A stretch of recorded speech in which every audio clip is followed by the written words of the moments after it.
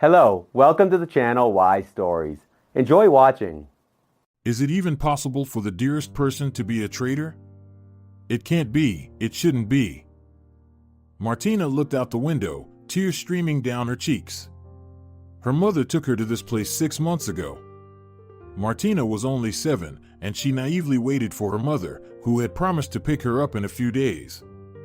But time passed, and her mother didn't come. Maybe something happened to her, that's why she doesn't come. The girl tried to find excuses. The girls, who shared a room with Martina, told her right away that mom wouldn't come back. Because this is an orphanage and nobody brings their kids here for just a couple of days. But Martina believed and waited. She waited a year, she waited 3 years, she waited until the last day, until she left the orphanage. She hoped her mother would come back for her. And only when she graduated from the orphanage did she find out that she was in another city, 150 kilometers away from where she lived before. Everything became clear to her now. Her mother wasn't going to come back for her, she abandoned her. And the realization of that hurt. There was only one question that bothered the girl: why? She had been quiet, calm, and obedient. Why did her mother leave her in a strange place? What could a little girl do wrong?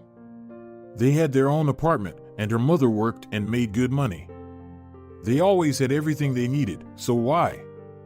Martina really wanted to find her mother and ask her that question, and then she decided to do things differently.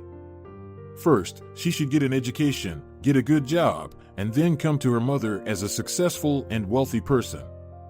To make her feel ashamed and hurt, just as it hurt a little girl who was betrayed by her dearest person. Martina was a clever girl, she was doing well in her studies. And many teachers told her she had a bright and successful future. So she managed to prepare for the entrance exams and enter one of the best universities in the city. She dreamed of becoming a designer and made every effort to get a good education. Upon graduation, Martina was invited to a well-known design bureau where she interned twice while she was a student. And life started to flow in a completely different way. Martina worked on interesting projects, which she successfully implemented. She didn't have many friends, but she did make friends with her colleague Purita. Although even she could not be called a real friend, they just communicated. But still, there was one very close person in Martina's life, Florencio. They met at the orphanage. Martina was 11 at the time and Florencio was 13. He came to the orphanage at an age when it is most difficult to get used to another environment. One day, the older boys surrounded Florencio, who was a loner and did not want to communicate with anyone. Martina saw this scene and came to help the strange boy. 5 against 1. What has he done to you? The girl said menacingly and bravely. Get out of here, kid, the older boys reacted immediately, but Martina was not frightened and calmly replied. If you don't leave him alone, I'll call Carlos Rios. The boys turned around and ran away. Carlos Rios was the physical education teacher at the orphanage. He was strict and fair. He never let the younger ones get hurt, and everyone knew that. That's why they were so frightened by Martina's words. Martina walked up to Florencio. Hey, are you okay? Did they hurt you? She asked carefully. No, I'm okay. Thank you. He held out his hand. My name is Florencio. And I'm Martina. You're new here, right? Yes, I came here a week ago. I don't want to stay here. My grandmother will pick me up soon. Are you sure? Martina asked incredulously. You know, adults do not always keep their promises. I live with my grandmother, but she was hospitalized and they took me here. As soon as she gets better, she'll take me home. Ah, that's great, the girl said with a hint of envy. My mother also promised me that she would take me home soon. But I've been waiting for 4 years, and she doesn't come. Maybe something happened to her? Florencio said maturely and rationally. I don't know, it would be better if that was the case than if she lied to me and abandoned me. Martina sighed. I'll find her when I grow up and ask her about it. I don't even remember my mom. She and my dad died in a car accident when I was 2 years old. My grandmother adopted me. We don't have anyone else. It's so sad. I never had a daddy. My mother and I lived alone, then Gustavo came and my mother spent all her time with him. But I wouldn't be offended, even if she ignored me all the time, if only I lived at home, Martina said with tears in her eyes. I can't stand it here, I'm sick of it. Let's stick together, Florencio suddenly suggested. It would be more fun together. Sounds great, Martina said happily. And from that day on they were really always together, except during classes and at night. Florencio learned to defend himself and his friend, because many people were jealous of their friendship and tried to tear them apart, but they defended their friendship, even though sometimes it was difficult. Florencio fought with the boys over Martina, Martina fought with the girls. But eventually everyone left them alone. Carlos Rios intervened. The difficulties began when Florencio entered college and left the orphanage. His grandmother never came back for him because she died in the hospital. The teenager took it very hard, and if it hadn't been for Martina, nobody knows how he would have coped with such a situation. The 2 years Martina survived at the orphanage without Florencio were the hardest. She did not want to communicate with anyone, isolated herself, and waited impatiently for him to come and visit her. Florencio was only allowed to visit Martina on weekends, so the girl lived from Saturday to Saturday. Finally, she turned 18 and left the orphanage. By happy coincidence, Martina's apartment was next door to Florencio's and they saw each other almost every day. At first, Martina had a hard time adapting to her new independent life and Florencio helped and supported her. Then there was university and a new interesting job, but Martina, despite her busy schedule, always found time for her friend. She even started to cook for him. Florencio worked for a construction company because he was an architect. It was so surprising that the young people turned out to be very similar even in their choice of profession. Today is Martina's 25th anniversary. In the evening, she and Florencio planned to go to her favorite restaurant. It's good that today is a day off, so I can get some sleep and take my time to get ready for dinner, Martina thought as she lay on the bed. She was in a very good mood, and even though she didn't like her birthdays, for some reason she felt especially happy today. The phone rang. "Good afternoon, Martina Castro," said a strange woman's voice. "Hello," Martina answered calmly. She wasn't afraid of unfamiliar phone numbers because sometimes clients would call even on weekends. Aphrodite Beauty Salon congratulates you on your anniversary and invites you to the beauty treatments. We offer you a subscription for 1 month. You can use the services of our salon during this period completely free of charge, whatever service you choose. Wow, thank you so much. I did not know you had such an option. Martina was surprised. She has been a regular client for 2 years and had never heard anything like this. This option is only available to our VIP clients, and you are one of them. We are waiting for you at any time that is convenient for you. Great gift. Can I come today? I need a manicure and a haircut, she added after a while, and a makeup. Yes, sure. What time would be good? 3 p.m. Great, we'll wait for you at 3 p.m. Have a good day. What a gift, what a great way to start the day, a happy Martina thought. And then she started to get nonstop calls from her colleagues who congratulated her. Martina couldn't make it to the bathroom to wash her face and take a shower. The phone would not stop ringing. Purita called to wish her a happy birthday. Martina was pleasantly surprised by this attention. But what surprised her the most was the call from the CEO. Martina, congratulations on your anniversary. I wish you health, inexhaustible energy, creative success, a lot of innovative solutions, and a true woman's happiness. Since you are one of the best employees of our company, the management and my person decided to reward you with a 1-week trip to the sea.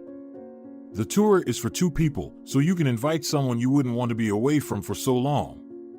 The CEO said mysteriously. Thank you so much. I don't know how to thank you. But my vacation is only 3 months away. Oh, come on, it's no big deal.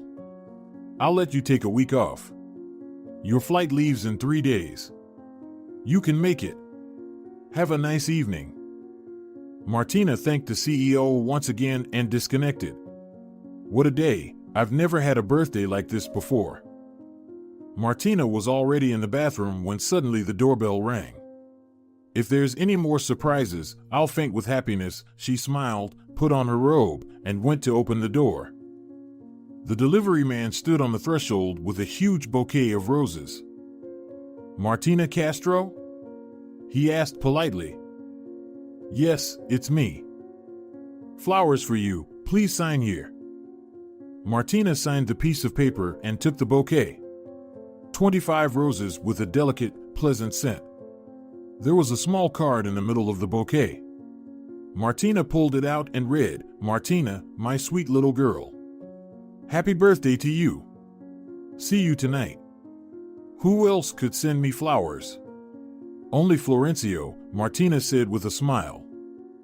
She put the roses in a vase and went to the bathroom. After taking a shower and drinking coffee, Martina decided to choose an outfit for the dinner. She moved one rack after another, but she didn't like any of it.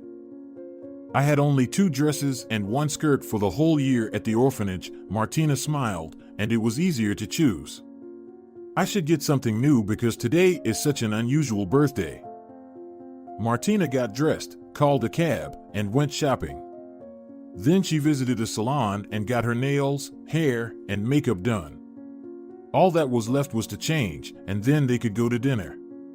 She and Florencio arranged to meet at a restaurant.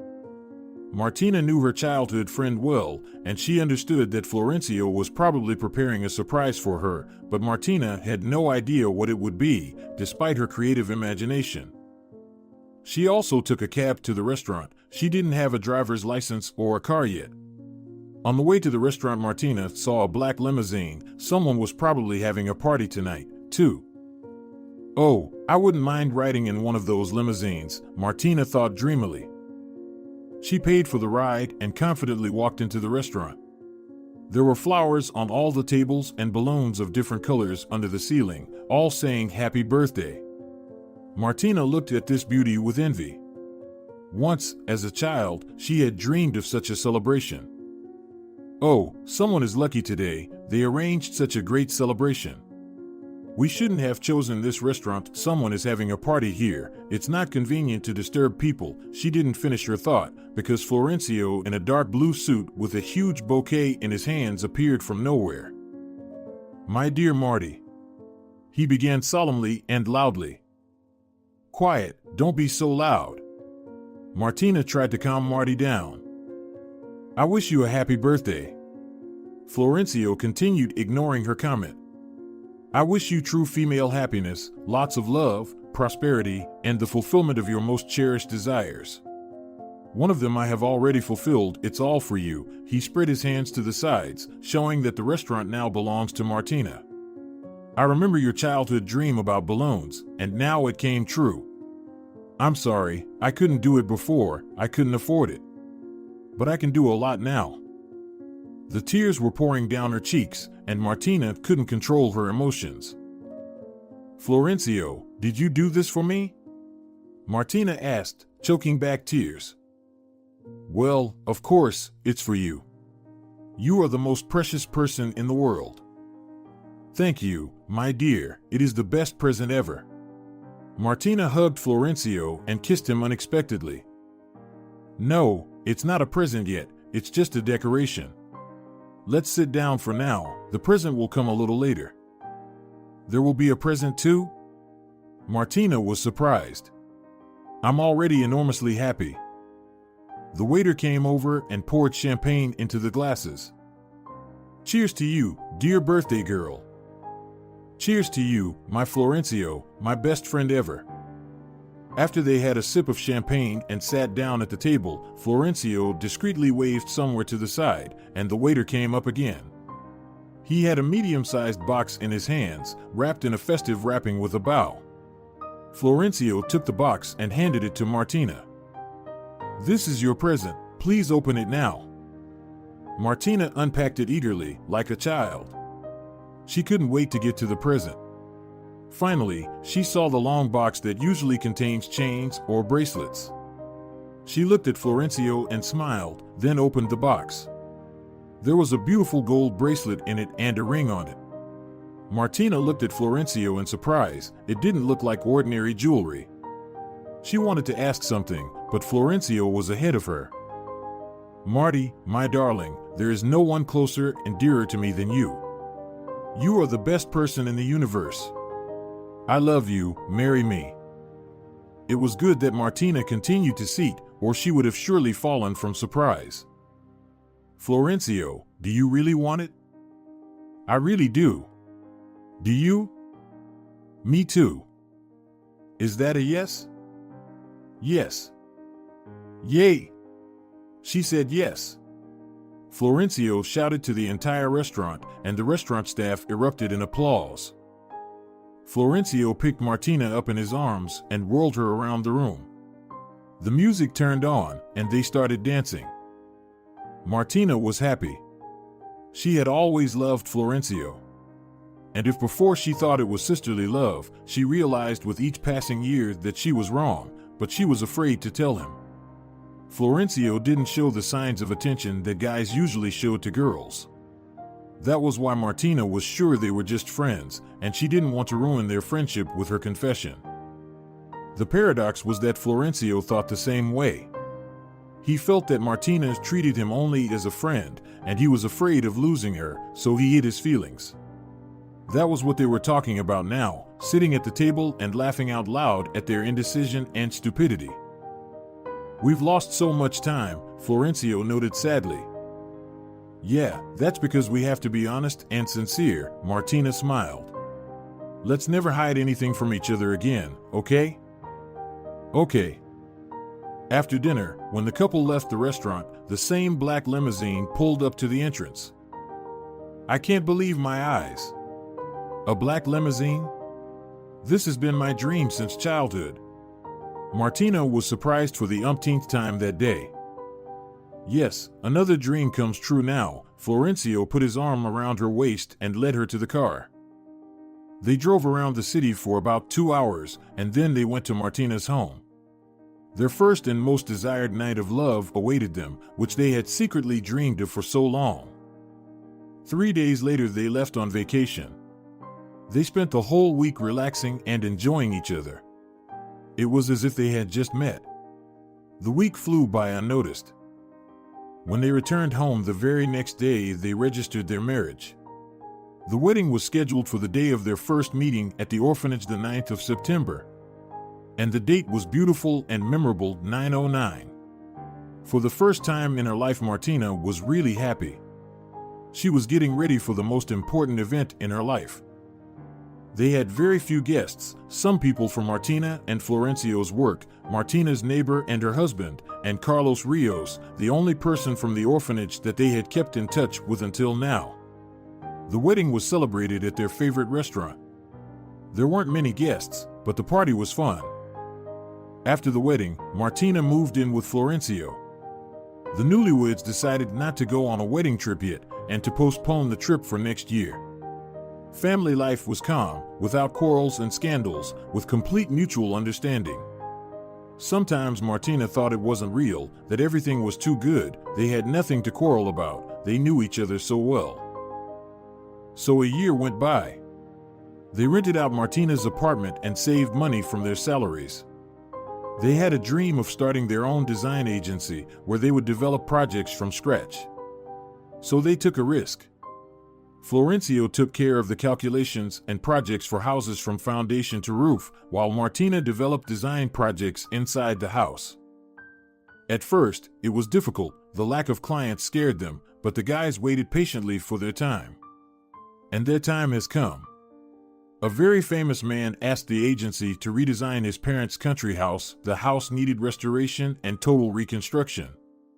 The husband and wife set to work, and a week later their project was approved. Suddenly, Florencio had an idea. "Look, Marty, we can implement our own projects. We need to find a construction team who will cooperate with us and start. What do you think?" "That's a great idea, let's give it a try." While they were looking for qualified construction workers, word of mouth was spreading through the city about the talented young people working at the Design of the Future agency. Florencio managed to find 2 teams of multifunctional workers who were ready to cooperate on a permanent basis, and they started their first project. The guys developed projects and implemented them themselves. In 6 years, their bureau developed into a fairly good construction company with its own office of architects and designers. The husband and wife were happy. The only thing that had been upsetting Martina lately was that she had never been able to get pregnant. Florencio told her that they still had a long way to go, that her age would allow her to spend a couple more years developing her business, and then she would be able to take a break from business and think about children. Martina agreed with her husband, but she really wanted to have a baby as soon as possible. She even underwent a checkup to make sure there was nothing wrong with her. The doctor reassured her and said that she could have children and just had to wait, all in good time. Another year passed, but the situation had not changed, and Martina began to worry, urging Florencio to undergo examinations as well. "Darling, please, for the sake of me and my peace of mind, take the tests." "Marty, but this is nonsense. We can have children, we can, it's just not the time yet." "Is it a problem for you?" She took offense at her husband. "It's not a problem for me. I just don't understand why you have to make it worse. The doctor told you, all in good time." "Well, she told it to me, not to you, you haven't been tested." "Okay, let's go to your doctor on Wednesday and do whatever you want." Martina walked over to her husband and put her arm around his shoulders. "Thank you, it's really important to me." "Okay, deal. And now tell me, where are we going to celebrate your birthday?" "I don't know. Honestly, I don't really feel like celebrating my birthday." "What do you mean?" Florencio was surprised. "Can't we just go somewhere for a couple of days, get some rest, have a change of scenery? I think I'm tired." "It's no wonder, we've been working a lot lately," Florencio agreed. "I'm tired too. Let's celebrate your birthday and then take a trip for a week. That's what we've been wanting to do for a long time. What do you think?" "I'd love to." Martina immediately agreed. The birthday was a few days away, but neither Martina nor Florencio had any idea what would happen the night before. After work, Martina had to go to the mall to pick up a dress that she had ordered from a catalog. Florencio persuaded Martina to invite the work team to a restaurant to relax and have some fun, especially since the occasion was a birthday party. The entire company team loved and respected Martina. She was good-natured, caring, and fair, which is why they called her our Mommy Marty. Martina walked into Florencio's office. "Should I wait for you? I have to pick up my dress." "Honey, 5 minutes, and then we can go. I know about the dress. Then I'll wait for you in the car." "All right." Martina went down to the parking lot. She was in a very good mood. Florencio's tests were fine, and he could have a baby, too. They had even been tested for compatibility, and it was perfect. "We just have to wait a little while," Martina reassured herself. She looked around and waited patiently for her husband. It had been 15 minutes, and he was still not there. Florencio had such a problem, he didn't know how to plan and manage time accurately and was often late, not much, 5 to 10 minutes, but it happened all the time. He even set reminders of business meetings half an hour earlier so he wouldn't be late. "Will you ever learn to be on time?" Martina smiled as she noticed her husband walking. "It's my flaw, I can't help it. I hope it's not critical. You're not going to leave me because of that, are you?" He joked, hugged, and kissed his wife. "Nonsense, why should I leave you?" "Okay, let's go, or we'll really be late." They made it to the mall in time. Martina tried on the dress and was very happy. The chosen model perfectly highlighted the curves of her body. Even though recently she got a few extra kilos, the well-chosen style of the dress perfectly hit it. Happy, she got in the car and put the bag with the dress on the back seat. Let's have dinner somewhere, Florencio suggested. Sounds great. I don't feel like cooking tonight, Martina agreed. You read my mind. Where should we go? Let's go to an Italian pizzeria. I really want pizza. Perfect, Florencio said, and they drove to dinner. On the way, they discussed the places they would like to go. Florencio had once traveled to a small northern town with beautiful scenery. He knew a little about the local sights. Martina, on the other hand, had only dreamed of visiting this magnificent region for the time being. You can't even imagine how beautiful it is there, Florencio said. You'll love it. I've been trying to persuade you to go there before, but you refused. I refused because there was so much work to do, you know. And now we can afford this trip, both in terms of time and finances. Oh, I can't wait for this trip. It's going to be he didn't finish. A bright light and a hard hit interrupted his words. Florencio didn't even realize what had happened. He opened his eyes. There were hospital walls all around, and a man of about 45 with a plastered leg lay on the bed next to him. Excuse me, where are we? He said faintly. Oh, you're awake, his roommate smiled. We are in the hospital, brother, in the hospital. And where is my wife? I don't know anything about your wife. But don't worry, the doctor will tell you everything. He reached the button to call the hospital staff. A minute later, a nurse came rushing into the room. When she saw that Florencio had regained consciousness, she ran out of the room screaming, "He's awake! Call Dr. Valverde." After another couple of minutes, the doctor entered the room and leaned over to Florencio. "Do you remember your name?" he asked loudly. "Of course, Florencio. And don't shout like that, please, I have a terrible headache."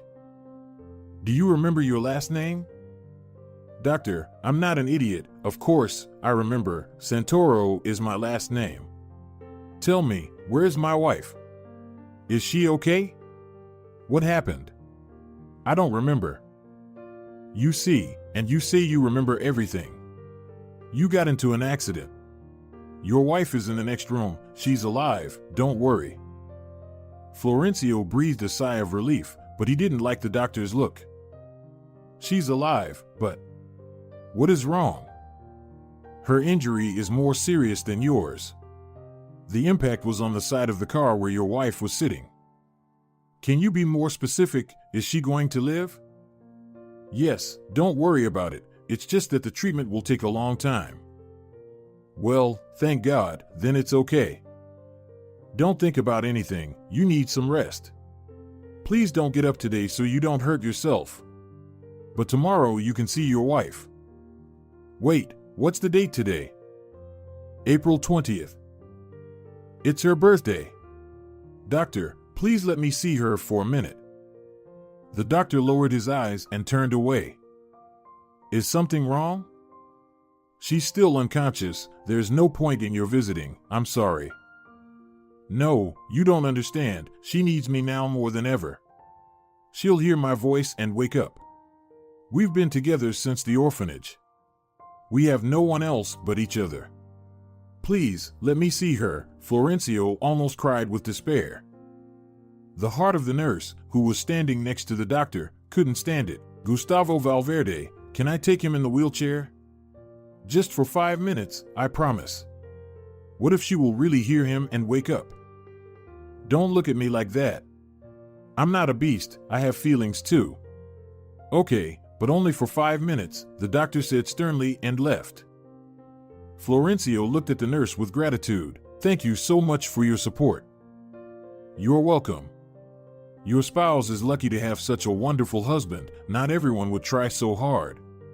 Believe me, I know what I'm talking about. I've seen a lot in my years here. I love her very much." "I can see that," smiled the nurse. "Have some rest for now. I'll come and get you in half an hour." "I'll be waiting." Florencio looked at his roommate and then out the window and thought, how ironic. My parents died in an accident, and I had an accident, but at least I'm alive. More importantly, Marty is alive. When the nurse came in, Florencio was already sitting on the edge of the bed. "You're so fast," she was surprised. "Please be careful, you have a concussion, not severe, but still. And a knee injury." Florencio paid attention to his leg only after these words. It was tightly bandaged. "They must have injected a lot of painkillers since I can't feel it at all," he thought, and said aloud, "Let's go to Martina's." He got in the wheelchair, and they left the room. Martina's room was one door away from his. The nurse opened the door and pushed the wheelchair into the room. Martina was the only person there. They moved closer, and Florencio was able to see his wife. A huge bruise on her cheek and shoulder, her arm in a cast, tubes sticking out of her mouth, an ugly sight, especially when you look at a loved one. "Tell me, Maria, how is she?" He had already read the nurse's name on her name tag. "What you see is minor, it'll heal in a couple of weeks. But your wife has a spinal injury. The doctors are deciding what to do now. And she needs to wake up, that's the most important thing right now." What Florencio heard made him feel sick. "What do you mean, a spinal injury? Why didn't the doctor say anything about it? And what did it all mean? Is Martina disabled or something? Tell me, is it possible to help her, or will she become disabled?" Florencio asked hopefully, but obviously, he did not hear the answer he wanted. "No one can tell you yet. They're going to do another MRI today. Our head neurosurgeon is coming. He'll be here even though he's on vacation. He'll be the one to make the final diagnosis and handle your wife's treatment. But she'll need several surgeries on her spine. That's for sure." She paused for a moment and then continued, "You have to be patient. It'll take a long time for her to get better." "I understand. Thank you for telling me the truth. The main thing is that she's alive. We'll handle the rest." "God willing," Maria said quietly. "I'll leave you alone for 5 minutes, then I'll take you back. Please, don't move without me." "All right. Thank you again." Maria left, and Florencio remained sitting in the wheelchair next to Martina and tried to figure out what to do and what would happen next. He took his wife by the hand and began to talk to her. "Marty, my dear, happy birthday. Today is such a day, you have to wake up, you have to. I love you and I can't live without you, you know that very well. We will definitely get through this. The main thing is to wake up and tell me that you love me. Everything else will be all right." He stopped talking and looked up. "I hope so." Suddenly he felt Martina squeeze his fingers. It was at that moment that Maria entered. "Maria, she squeezed my hand," Florencio said excitedly. "Are you sure?" The nurse was surprised. "You could have imagined it because you wanted very much." At that moment they both heard a quiet sound that Martina made. Maria quickly rushed out of the room. In a minute there were 3 doctors and 2 nurses in the room. Florencio was taken back to his room and asked to wait patiently. It was the longest half hour of his life. The man felt as if his heart was beating so loudly that it could be heard even in the hallway. Gustavo Valverde walked in. "You were right, Florencio, your presence worked." Martina came to her senses. The doctor saw that Florencio wanted to ask something, but he raised his hand and stopped him. "Wait, let me finish. Your wife has a serious spinal injury. We're taking her for an MRI in a couple of hours. Our neurosurgeon will be here, and we'll decide what to do next. But I'll be honest with you, it's a very complicated situation." The doctor stopped talking, and Florencio tried to cope with the emotions to ask the main question. "Tell me honestly, is she going to walk?" "I don't know, honestly. Let's wait for the results of all the tests, then I'll tell you what to expect." He sat down on the edge of the bed and looked intently at Florencio. "And now you tell me honestly. Do you love your wife? Are you willing to fight for her, together with her? This is a very important thing." "I love my wife, and I will be with her, no matter what the verdict is," Florencio said confidently. "I believe you. Your wife is lucky." Gustavo Valverde tapped Florencio on the shoulder. Be strong, it won't be easy.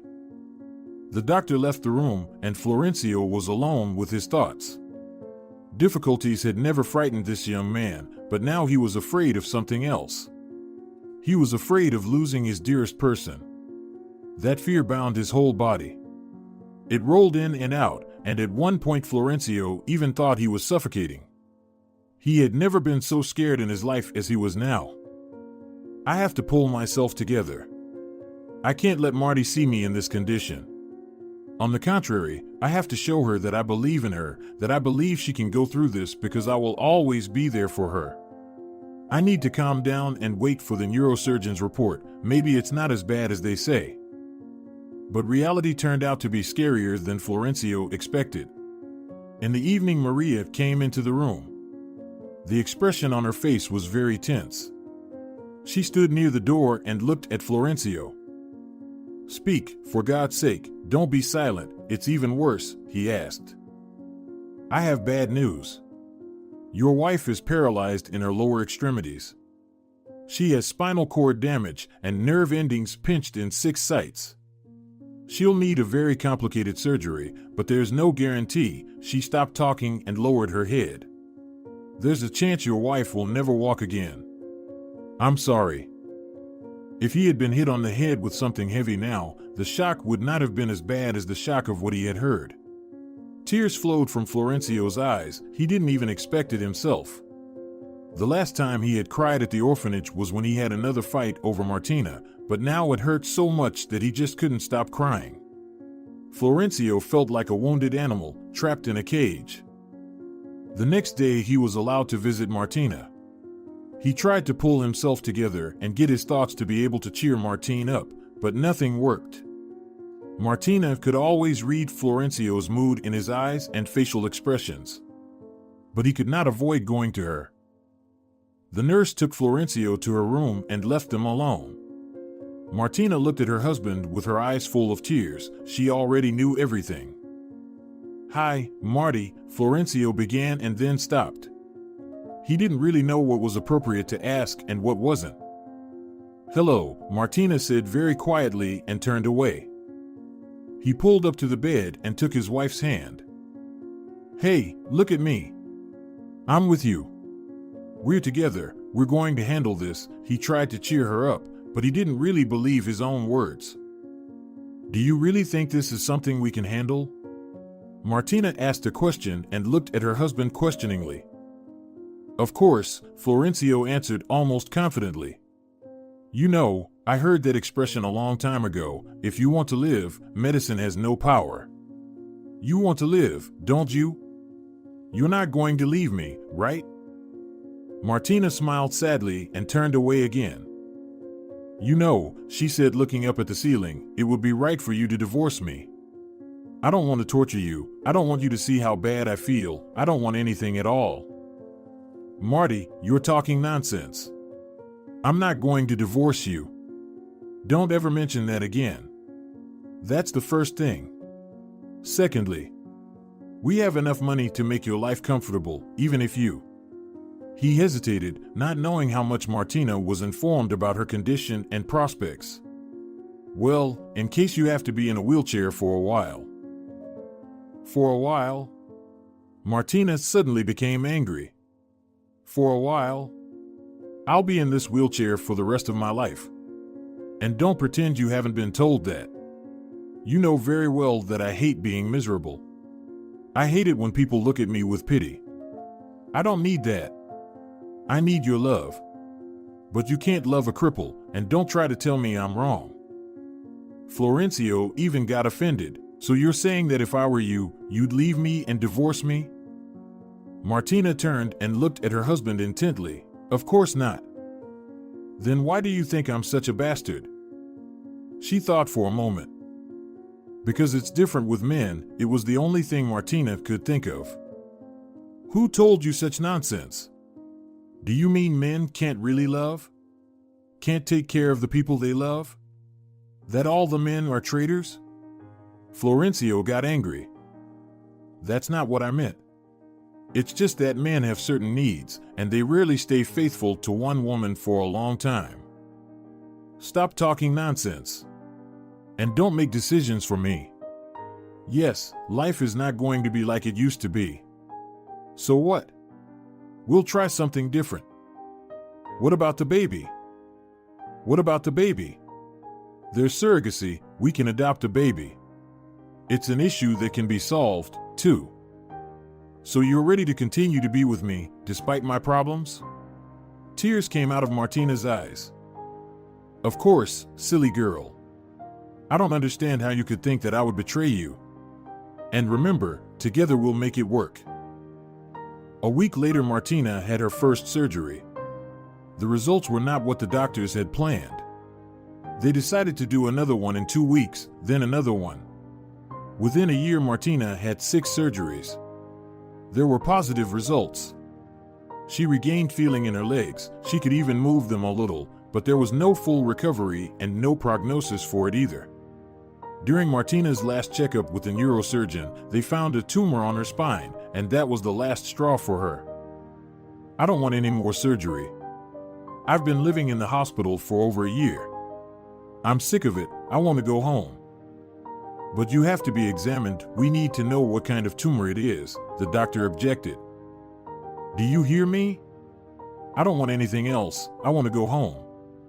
Apparently, the universe decided that it was time for me to go to the other world, so I have one problem after another. That's the way it has to be. That's it, this conversation is over, Martina summed up. She called Florencio. Florencio, take me home today, please. Home? Have you finished your examination? Yes, I want to go home. Okay, I'll be there in an hour. While Martina was in the hospital, Florencio built a house and furnished it to make Martina as comfortable as possible. Martina knew nothing about it, it was a surprise. So when Florencio picked up his wife and drove her in a different direction, she was very surprised. Honey, where are we going? Home. Is it just me, or are you going in the wrong direction? Marty, do you have any patience? Florencio smiled. Patience? You know I've never been patient, Martina smiled back. During this year, she calmed down a little and got used to her new situation. She was almost the same Martina, except she couldn't walk. Sometimes she moved around with the help of a walker, but not much at all, her legs got tired very quickly. They pulled up to the gate, which began to open automatically. Martina looked at her husband in surprise, but said nothing. The car drove into the yard. The yard was large, with a lawn and a small garden. There was a swimming pool and a gazebo. It was a one-story house, but it was very big. Florencio helped his wife to get out of the car, put her in the wheelchair, and took her on a tour of their new home together. Look, here is our big living room, here is the kitchen, there is the toilet and the bathroom next to it, Florencio said. This is our bedroom, next to the guest bedroom. And what about this door? Martina pointed in there. That's your office. I thought you might want to continue your work, you'd be comfortable there. The office was perfectly equipped for Martina. She smiled. You're the best, thank you so much. Yes, I definitely want to get back to work. They left the office. What's in there? There's the maid's room. Florencio noticed Martina's displeased look. Wait, don't be angry and nervous. I know you will devote all your time to work. You just won't have time for cooking, laundry, and cleaning. That's why I've decided we're going to hire a housekeeper. It's not a big deal.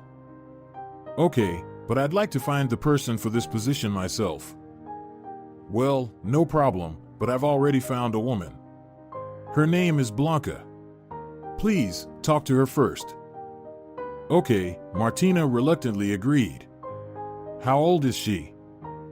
52, Florencio laughed. Are you jealous? You never know what can happen. I don't need any pretty girls in my house, Martina said. Martina didn't know that Florencio found not just a housekeeper but a woman with a medical background who had experience in nursing the disabled, but he strictly forbade Blanca to mention that.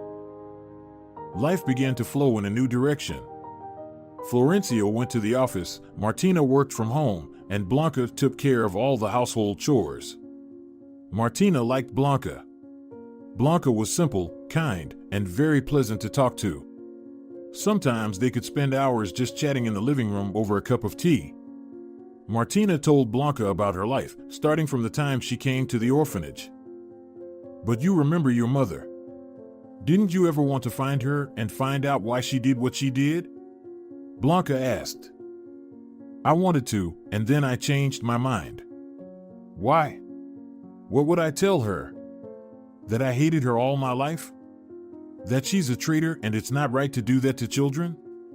What's the point? My life won't roll back and change." "Well, that's true, I know what you mean. If I were you, I probably wouldn't want to see her either.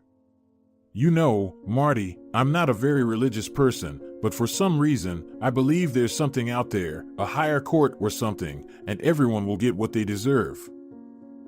So day after day went by. 6 months have passed since Martina moved to her new home. One morning she woke up and felt very sick. Martina called Blanca. "Shall we call a doctor?" Blanca suggested. "What's the point? They have already done everything they could." "Marty, I'm sorry, but you shouldn't refuse to examine your tumor. Maybe it's benign and you could have just removed it." "Blanca, I'm tired of the surgeries, the procedures, the rehabilitation. I want to live at home, no matter how long I have left." "I understand," Blanca said sadly. She had seen doomed people more than once in her life. A week later, Martina's arms began to fail, and her legs finally stopped working. Martina fell into depression. She stayed in her room all day, refused to eat, and stopped working. Florencio could not bear to watch his wife suffer and began staying late at work more and more often. He said it was because he had a lot of work, but Martina was not stupid and understood the real reason. Blanca looked at the young woman with pain. She knew that Martina had to fight, but she gave up and wasn't even trying to do anything. Every attempt to talk to Martina failed. One day Blanca was returning from shopping. She took a cab to the house and saw a man in his 60s near the gate. He was trying to look behind the fence. Blanca became wary. This is a luxury cottage village, and strangers cannot get here, so she looked sternly at the man and asked, "What do you want?" "Excuse me, do you live here?" "I work here." "Who do you need?" "I'm looking for Martina Castro." "Does she live here?" Blanca was surprised. She knew that was the maiden name of the landlady. "Martina Santoro, Castro is her maiden name. Yes, she lives here." "Why do you need her?" "Excuse me, how long have you worked there? Can we talk?" "But the conversation can take a lot of time. I have no bad intentions." Blanca looked the man over from head to toe. He was well dressed, and he certainly didn't look like a dangerous criminal. Intuitively, Blanca decided that she could trust him, at least listen to him. "All right, let's go inside. The owner is sleeping anyway and won't come out." "Is Martina sick?" "Didn't you know that?" "No." "All right, we'll talk inside." They went into the kitchen. The man waited patiently while Blanca unpacked the groceries and was silent. "Would you like some coffee?" "Yes, with pleasure." Blanca made them coffee and sat down in front of the man. "Well, what is so important and urgent that you want to tell me? What is your name, by the way?" "My name is Daniel Domingo." "Nice to meet you, and I'm Blanca." "So what do you want, Daniel Domingo? Why do you need our Martina? She's not really in the mood for visitors right now." "I am Martina's father," the guest said frankly. Blanca almost dropped her cup of coffee. "Father? Where were you when your daughter was in the orphanage? When she was suffering so much? When she needed her family? Where?" Wait, don't attack me. I found out about her existence 2 months ago." "How is that?" "I'll tell you everything if you're patient." And then you can decide if it's my fault or not. Okay, just be quiet, please. I dated Martina's mother years ago. I loved her very much, but she chose someone else. I didn't have the money she wanted, so she broke up with me. I was very upset, and then I decided to leave town to forget her as soon as possible. It so happened that I ended up going abroad, made some money, and came back to the country, but not to my hometown. I moved to the capital. I got a job in one of the clinics. I didn't mention that I am a rehabilitation therapist. I have a lot of experience. Moreover, I did my internship in different countries. And 2 months ago, my sister, who stayed in my hometown, called me and told me that Martina Castro, Martina's mother, was looking for me. I was very surprised because I didn't hear from her since the day she left me. But my sister told me that she begged me to come. I took a week off and headed to my hometown. Suddenly his expression changed and he looked out the window, hiding the tears in his eyes, and then he continued, "She had cancer, she was dying, and wanted to tell me about her daughter in time. I was shocked when she told me what she had done to her. I was ready to kill her. I asked her, 'Why didn't you find me then and give the baby to me if you didn't want her?' And what did she say?" Blanca asked. She felt very sorry for the man. She could see that he was sincerely worried about his daughter. She said she hadn't even thought about it, but as she was dying she decided to repent to me. She told me what orphanage she took Martina to and when. She said she had the same last name as Monica.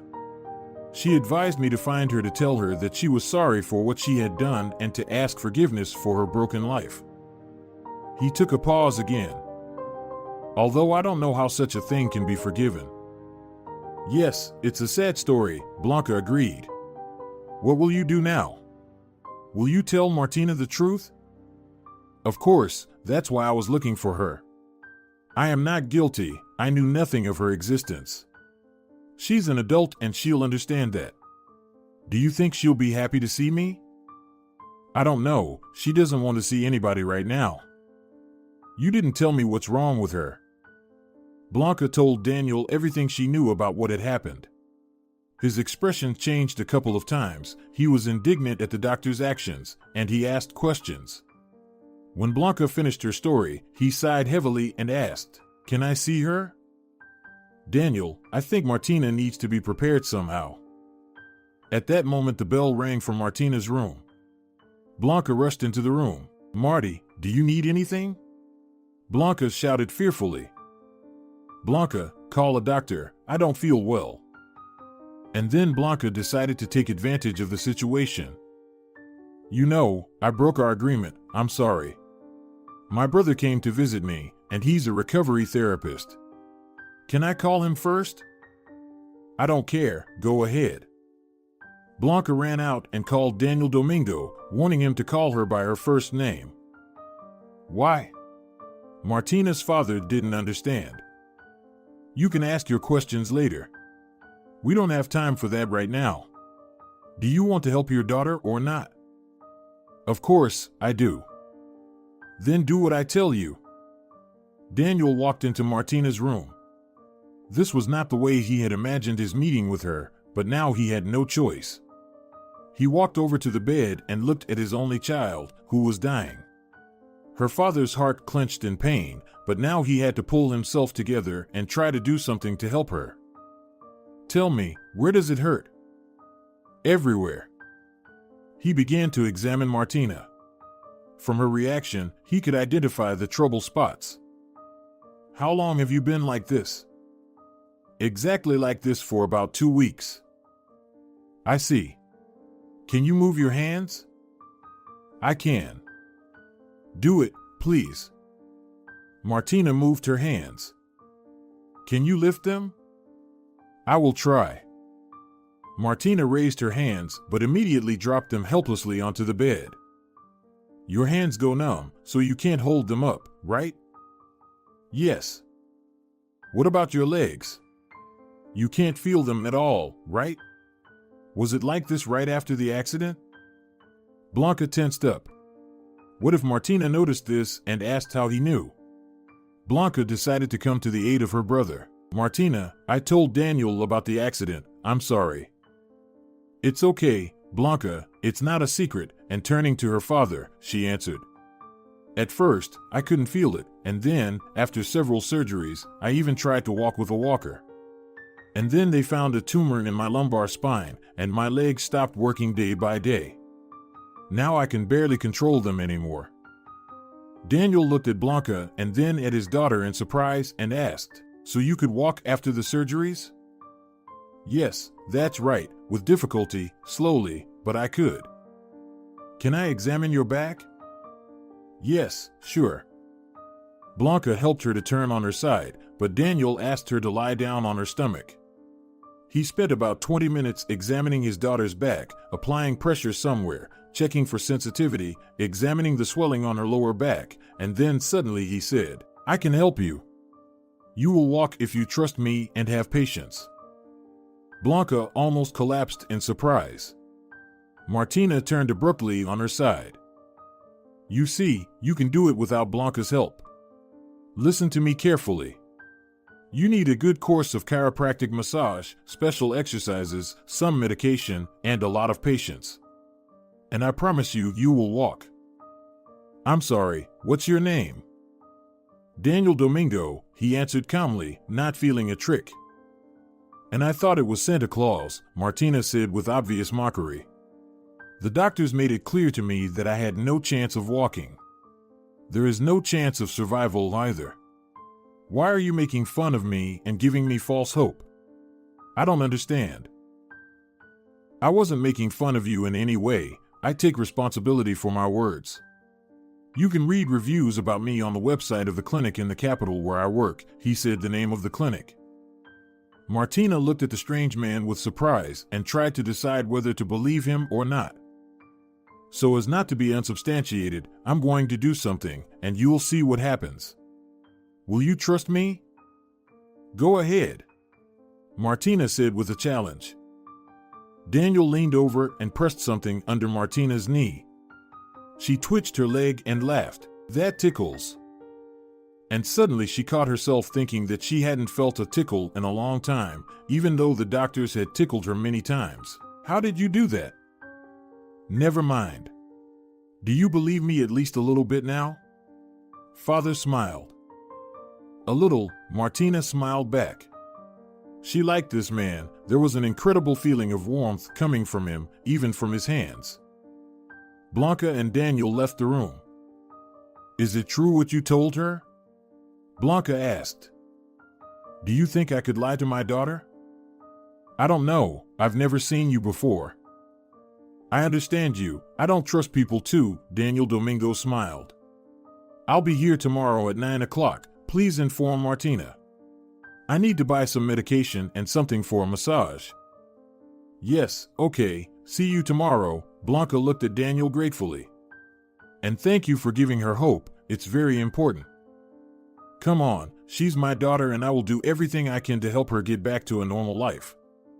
It's my duty." He left, and Blanca went back to Martina's room. "Do you think you will be able to help me, Blanca? For some reason, I want to believe him." "Marty, I think if you believe in yourself and help Daniel in every way you can, the two of you will succeed. I'll do my best. I have hope. But let's not say anything to Florencio yet. Okay? I don't want him to find out." "Sure, whatever you say." The next day, Daniel Domingo arrived at 9 o'clock, as promised. After coffee with Martina, they began with a massage, followed by a very short round of exercises. Despite Martina's desire to make quick progress, Daniel strictly forbade her to do anything alone without telling him. "Marty, remember, we need results, not speed. You're not ready for a heavy workout yet, and you won't be ready for it for a long time. You have to do it gradually and correctly, or it might backfire, and we don't want that." "No, of course not," Martina agreed. "Then do exactly what I tell you to do, and as much as I tell you. Do you promise not to do it yourself?" "I promise," Martina smiled. "I'm not my own enemy." "Very well, then. I have a question. Can we practice on weekends? Only on Saturday. My husband is home on Sunday. It's his only day off, and I don't want to tell him about you yet. Okay, here's what we'll do. On Sunday, you'll exercise under Blanca's supervision. I'll write out a plan and ask her to supervise. I think you can keep your husband busy for an hour. Yes, of course. He likes to sleep at lunchtime. He's very tired and often doesn't get enough sleep, so on Sundays he sleeps a lot. That's great. That's what they did. 6 days a week of massage and training with Daniel Domingo, and on Sunday, exercise under Blanca's supervision. There were no results yet, but it had only been 2 weeks. Although Martina could feel that the strength was slowly coming back in her arms and legs, and her mood was improving. But her relationship with Florencio was frustrating. He had been staying late at work more and more often, and today he had stayed the night at the office. Martina cried half the night. She understood Florencio, but she also felt sorry for herself. It turned out that his promise to be there for her failed. Her husband gave up quickly, and that was hurtful. Maybe he's got another woman? A thought popped into Martina's head, and it made her even more upset. The next day, when Daniel arrived, Martina was in no mood, and therefore in no mood to exercise. Her father immediately sensed his daughter's mood and asked quietly, "Are you in pain?" "My heart is in pain," Martina said sadly. The father took it literally and asked frightenedly, "Where exactly does it hurt? Have there been problems with your heart before?" "No, it's not like that, and that's not why it hurts. I think my husband is having an affair." Although I understand him, Martina confessed, unexpectedly to herself. What was unexpected was that Martina had never trusted anyone and never told anyone anything about her life, much less about her relationship with her husband. That's ridiculous. What makes you think that? He didn't come home tonight. That never happened before. Marty, that doesn't prove that he's having an affair. He's just tired. You have to understand, it's not just you, it's him. And that's normal. Don't judge him and don't be angry. I think things will get better with time. Are you just trying to make me feel better, or do you really think so? I'm absolutely sure of it. Do you have a wife? Martina suddenly asked. No, I don't. Do you have children? Yes, a daughter, but I only recently found out about her, and I'm also tormented by it because I'm afraid to tell her that I'm her father. Why is that? Did you ever abandon her? No, I would never abandon my child. It's just that her mother didn't tell me she was pregnant, so she broke up with me. And I left town to forget her. And then, years later, I found out that I had a grown daughter. So tell her. Do you know where she lives? Yes, but I'm afraid. I don't think you should be. You think so? I'm sure. I didn't know my father. I don't even know who he was. But if he knocked on my door right now and said, "Martina, hello, I'm your father," I would be the happiest person on the planet. I got you. He got up from his chair and headed toward the door. Just a minute. Daniel Domingo walked out the door, his heart pounding madly in his temples. I think my blood pressure is 200 over 150 right now, he thought, but firmly decided, I have to act, this is my chance. And he confidently knocked on the door. Yes, he heard his daughter's voice. Daniel opened the door, entered the room, and said, "Martina, hello, I'm your father." Martina looked at him numbly. They looked at each other in silence. Everyone was thinking about something, and no one dared to break the silence. Daniel Domingo waited for some reaction from his daughter, and Martina couldn't believe what she was hearing. "Are you my father?" The tears came pouring out of her eyes. How could that be? Daniel walked over to the bed, pulled up a chair, and sat down next to her to tell the story of his life. When he finished the story, Martina simply said, "Can I hug you?" Of course, I have dreamed of doing that for a long time. You have no idea how glad I am to find you. I wanted to find my mother, but then I changed my mind. But I couldn't even dream of having such a wonderful father. Thank you for coming. Thank you for listening and accepting me. I was really worried about how you would react.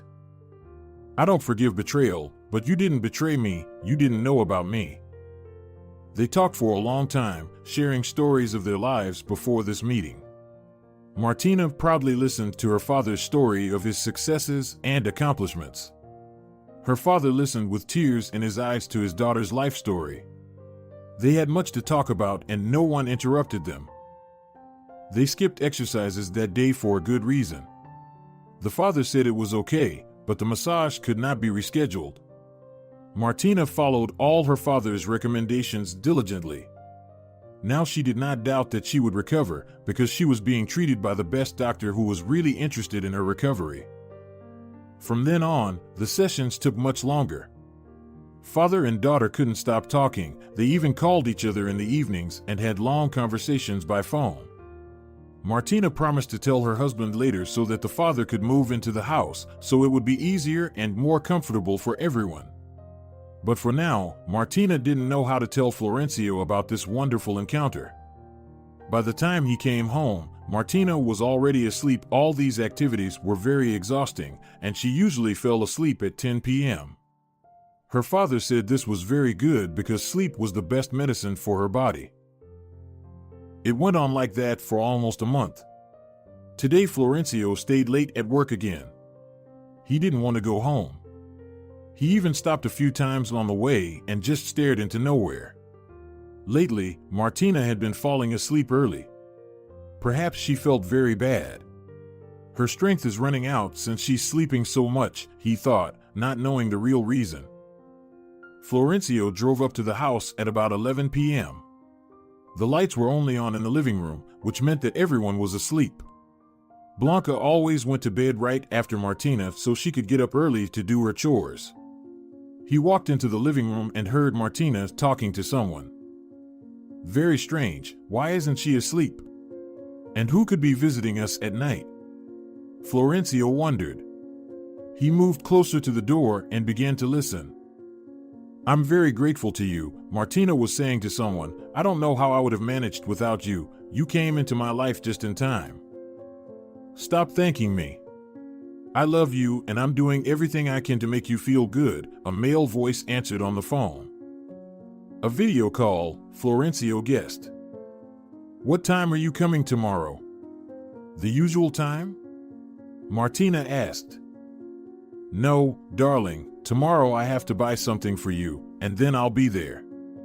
Maybe by 10 o'clock or 11:30. I'll call you or Blanca when I get there. Now go to sleep, it's late. Have a good night. Kisses. I love you. Good night, Martina said calmly, and Florencio felt a shiver on his skin. I love you too, see you tomorrow, the male voice answered. Florencio was furious. So his wife had met someone at the hospital and was now having an affair. So maybe she's pretending to be sick to avoid sleeping with her husband? And even Blanca knows. What an idiot he is. He went to the bar in the living room and poured himself some wine. Florencio drank alcohol very rarely, so a couple of glasses of wine were more than enough to relax him. Thoughts were mixed up in his head. He didn't understand how could Marty cheat on him, moreover in such a condition. He poured a second glass, drank it in a gulp, and went to his wife's bedroom. Martina was asleep. Should I wake her up or not? He thought. Florencio looked at his wife more closely, not understanding what was wrong. Something was wrong, something confused Florencio about Martina's body position. Suddenly it hit him. Martina's right arm lay above her head on the pillow. But that can't be. She can't lift her arms. So she lied to me after all, it's a brazen lie. He was angry, very angry. And, unable to think of anything else, he decided not to go to work tomorrow, or rather, to pretend that he went, and then come home unexpectedly after 10 o'clock. I wonder what she will tell me when I catch them red-handed, Florencio gloated. In the morning, he left for work at 8. He warned Blanca that he would be late. There was no need to cook dinner for him. Blanca nodded and went into the kitchen. Florencio looked angrily at the nurse. She knows everything. She's probably laughing at me, Florencio said to himself and became even angrier. Martina woke up at 9. She had a light breakfast with Blanca and waited for Daniel. Blanca was a bit mysterious today. Blanca, are you all right? Martina asked. Yes, everything is fine. Why do you ask? Blanca blushed a little. I don't know, you don't seem to be your usual self today. No, it's nothing special, I'm the same as usual, Blanca said at first, and then she sat down on a chair and suddenly confessed, Marty, I like your father very much. I am so shy and nervous when I see him. Well, that's great. What's wrong with that? Martina was delighted. What if he has someone else? I don't want to interfere in someone else's family. I'll find out, Martina winked and smiled. Thank you, but don't tell him anything please, Blanca became nervous. Oh, come on, I won't tell him anything, it's a woman's solidarity, Martina smiled again. She was in a good mood. The results of the exercises with her father were impressive. Martina could already stand on her feet and even take a few steps with the help of a walker. Yes, running was still very far away, and maybe she will never be able to run at all, but it was better than nothing, and her hands were almost no longer numb. Daniel Domingo called, Marty, hi, I'll be there in 10 minutes. Hi, we're waiting for you, Martina said. She looked at Blanca, who blushed and smiled. We? Who we? The father was surprised. Well, me and my limbs, Martina replied. Ah, good. The father came into the living room, said hello to Blanca, kissed Martina, and took her into the room for exercise. Blanca was cooking dinner and didn't even hear Florencio arrive. Blanca, is Martina in her room? She heard her boss's loud voice and suddenly dropped a plate on the floor. It shattered to pieces. Florencio, why are you here? Blanca asked the first thing that came into her head. Can I come home in the afternoon? Florencio was surprised. Are you hiding something from me? No, I was just asking. Blanca was neither dead nor alive. She didn't know what to do, how to warn Martina. She saw that Florencio was very angry and wouldn't care who was there and why. And Daniel Domingo was just giving Martina a massage. It's scary to imagine what Florencio will think when he sees some man giving his wife a massage in the bedroom. What a nightmare. I have to warn them somehow, thought Blanca. Would you like some coffee? Are you kidding? Do you think I came home for you to make me coffee? I said, where's my wife? Is she in her room or has she run out on a date already? What are you talking about? What date? Marty's home. But you must have got it all wrong, Blanca said to Florencio's back. She followed him, to help somehow if anything. But Florencio didn't hear anything anymore. Anger and even rage seized him. He had been used to defending what belonged to him, including his Martina, since he was a child. He opened the door abruptly and saw a scene that made him feel sick. Florencio grabbed his opponent by the shoulder, pulled him sharply toward him, and punched him in the face. Daniel wasn't ready for that and fell from the blow onto the bed. Florencio wanted to pick him up and hit him again, but Martina jumped up from the bed covering herself with a blanket and shouted, "Don't touch him, that's my father." Florencio felt as if a bucket of cold water had been poured on his head. Who? My father. Martina repeated. What the hell are you doing? Who is your father? What father? Where did he come from? Florencio asked one question after another. If you calm down, I will explain everything to you. Only now did Florencio notice that Martina was standing on the floor without any help. Do you walk? Just a little. If you don't hurt my father, I'll walk much better.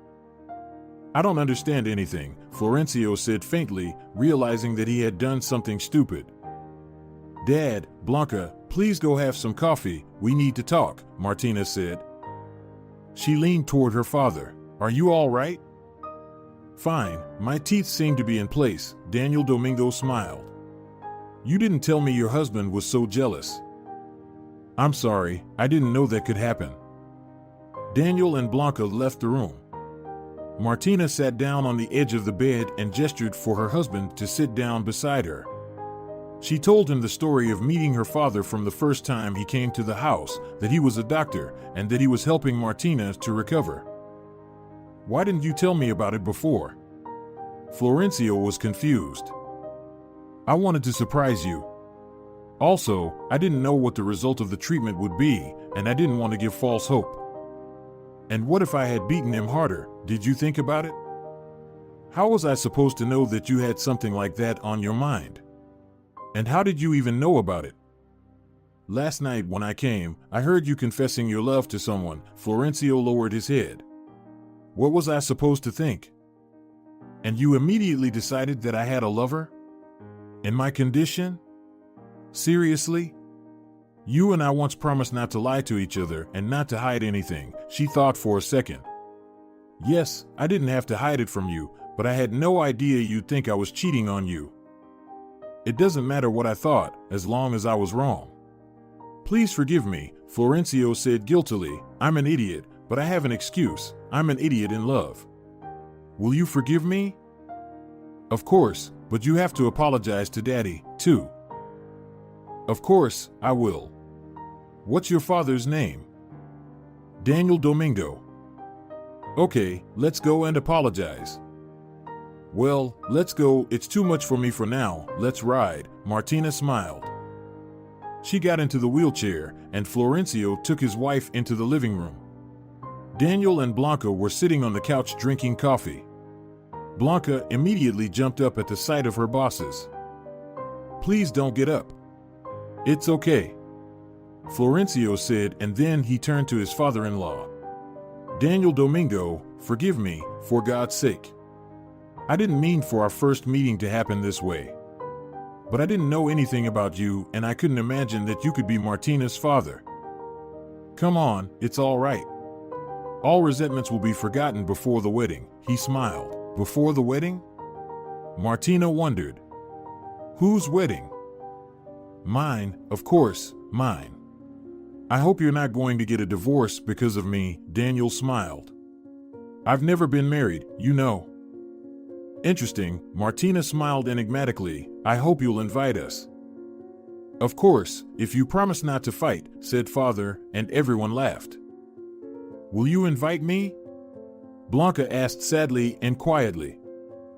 I will invite you too, Daniel smiled and changed the subject. Martina, we have to continue the massage, and we haven't done any exercises today yet. Yes, Dad, of course, I'll see Florencio off and go back to the room while you finish your coffee. Florencio left for work, and Martina and her father went back to exercise. After all the procedures, Daniel Domingo left. In the evening, Martina decided to talk to her husband about her father staying at their house. She came into the kitchen, where it smelled really good. Blanca, are you cooking something magical? I'm just drooling, it smells so good. Blanca stood with her back to the hostess and answered without turning around, cooking your favorite meat. Martina heard Blanca's voice tremble. Blanca, look at me, please, she asked. I'm sorry, I can't. Don't make me drive all the way across the kitchen to you. Blanca turned, and Martina saw that she was crying. What happened? What's the matter? Don't you understand? Your father's getting married. For a moment I thought he liked me. Well, I think your tears are premature. You shouldn't get upset. When do I get upset? When he brings me an invitation. Blanca, it's gonna be fine. I think he was just joking about the wedding, Martina tried to reassure her. I don't think so. Well, feed me, or I'll start biting the table, Martina changed the topic. She persuaded Blanca to join her for lunch. "It's such a nice day today, let's have a glass of wine," Martina suggested. "Oh, I don't drink at work," Blanca refused. "Blanca, what work are you talking about? You live with us, you help us, and you don't even have days off. You need to relax sometimes. Just one glass." "Okay, just one." She poured the wine and sat down next to Martina. At that moment, the doorbell rang. "Who can it be?" Blanca was surprised. "I am not expecting anyone." Blanca went to open the door. Daniel Domingo was standing on the threshold with a huge bouquet of roses. "Dear Blanca, I beg you to be my wife." He handed her the flowers and a small box with a ring. Blanca took the box and asked, "Is this for me?" Tears flowed down her cheeks. The ring was very beautiful. Blanca took it out of the box and put it on her finger. "Is that a yes?" "Of course, it is. But I want to ask you a favor." "May I?" Daniel asked hesitantly. "Of course. Can we have the wedding when Martina can walk? It's literally a couple of months." "Oh, no problem at all. Sure, let's wait." Blanca immediately agreed. "Hey, future honeymooners, stop talking. Actually, I have a bottle of good wine here." "So you did it on purpose, didn't you?" Blanca said to Martina. "Did you know everything?"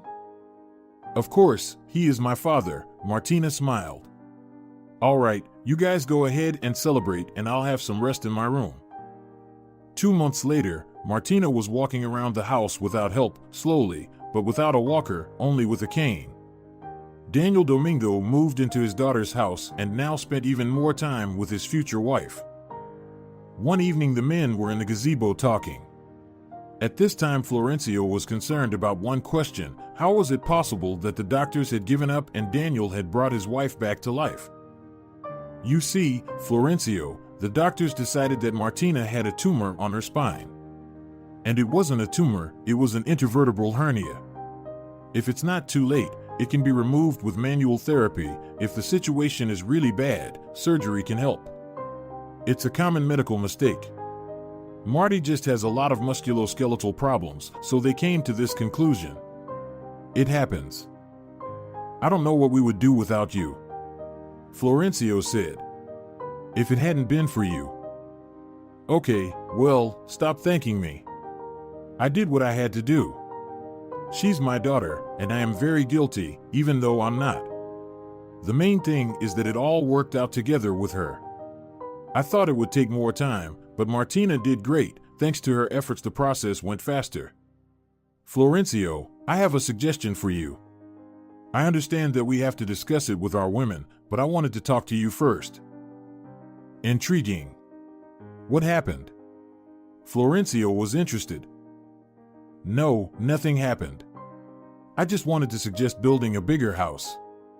I'll sell my apartment in the capital. That's more than enough to expand. Martina can't do without Blanca's help anyway, and I'll be around for support. And there's not much room for us in this house. I don't mind, but let's ask the women." The men returned to the house. Blanca and Martina were sitting on the couch in the living room, emotionally discussing something. It turned out that they were talking about an upcoming event, a wedding. Blanca didn't want a big party, and Martina persuaded her to agree. "Blanca, I really want you to have a fancy event. Father helped me get back on my feet, and you're an indispensable person to me. Is there anything I can do for you in return?" "Hey!" Florencio said indignantly. "Why is it only you? I'm a part of it too."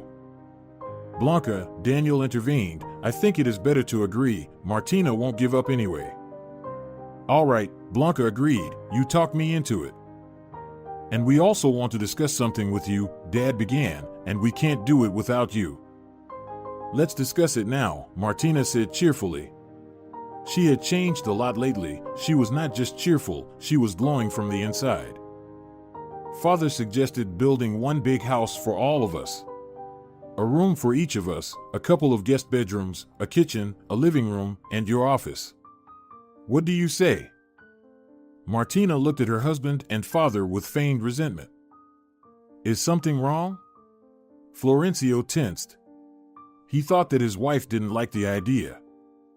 Wrong, Martina answered. When did you want to start building?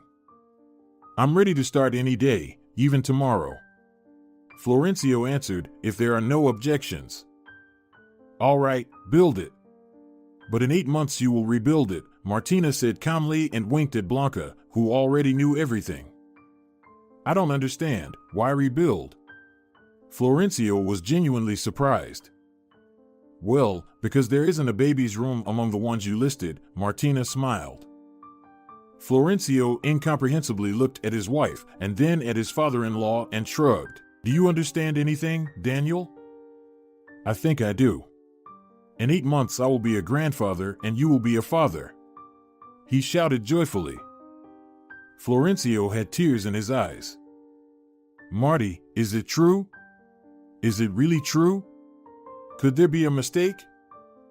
Yes, I saw a doctor yesterday, Martina smiled. Florencio jumped up and hugged his wife. Amazing news! You're the best. Oh, wait, are you allowed to give birth on your own? Florencio got scared. I think a C-section might be necessary, but it's not a problem, Daniel Domingo intervened. Florencio was in a state of shock and could not believe what was happening. 6 months ago, he thought his happy family life was over and nothing good would ever happen in his life again, but when his father-in-law showed up, everything changed abruptly. So abruptly that he didn't have time to absorb the information. A week later, Daniel and Blanca got married.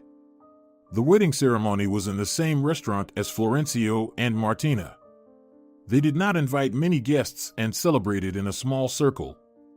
Florencio and Martina covered all the expenses of the event, and their wedding gift to the newlyweds was a romantic trip.